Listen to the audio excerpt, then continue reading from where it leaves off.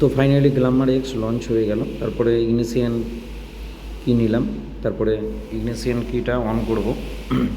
তো টেস্ট সাইডে বেরিয়ে পড়বো এবার।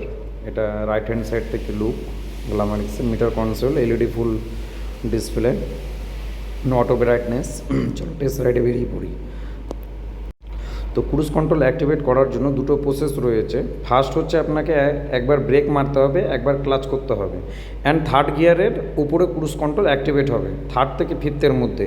অ্যান্ড 30 থেকে 80 স্পিড ক্রুজ কন্ট্রোল অ্যাক্টিভেট থাকবে। কোনো রকম যদি তার মাঝখানে ব্রেক করা হয় বা কিছু হয় ছেড়ে দেবে। ক্রুজ কন্ট্রোল সুইচকে অন করলাম, ডিসপ্লেতে দেখতে পাচ্ছ যে ব্লিং করছে, মানে আমার ক্রুজ কন্ট্রোলের সুইচ অন করলাম।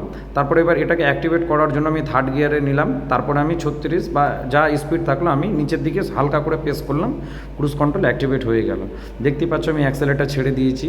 তারপর অটো চলছে গাড়ি, যেটা যারা লং ড্রাইভ করো তাদের জন্য খুব এটা উপকারিতা হবে।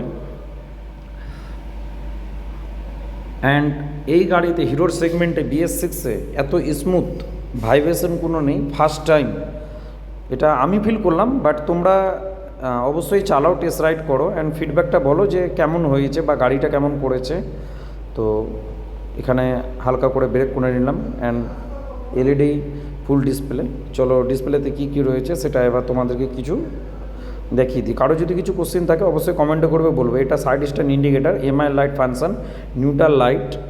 তো নিউট্রাল লাইট এটা হচ্ছে গিয়ার কত নাম্বার গিয়ারে রয়েছে, এটা হচ্ছে স্পিড কত দেখাবে, এখানে টাইম অ্যান্ড ডেট দেখায়, এটা অ্যাভারেজ কত কিলোমিটার যাবে, এটা ফুয়েল ইন্ডিকেটার, এটা RPM মিটার, আর ওটা স্পিড কত স্পিডে গাড়ি চালাবে। এখানে মুড রয়েছে 3টে, এটা মুডের switch, power, eco and road.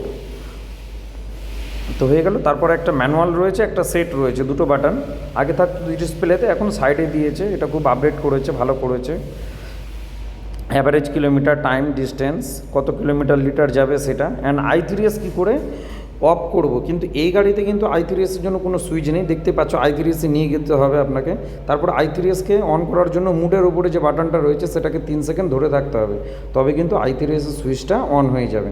তারপরে এটা হচ্ছে ক্রুজ কন্ট্রোল সুইচ, এটা ইগনিশিয়ান কিল, এটা 4 indicator switch, and disc brake.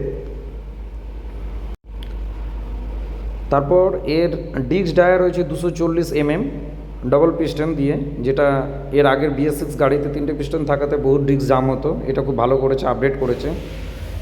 And গাড়ির লুকিংটাও খুব সুন্দর করেছে, 3D emblem glamour x and i3s side panel, looking for gorgeous. And rear suspension, and rear drum 130 mm, and LED tail light, and full LED light. এই গাড়িতে কোনো LED ছাড়া light নেই। তো সাইড থেকে এটা দেখে নিলাম। তো এই গাড়িতে ফার্স্ট টাইম হয়েছে ইঞ্জিন স্মুথ অয়েল লেভেল, এটা দেখাবে।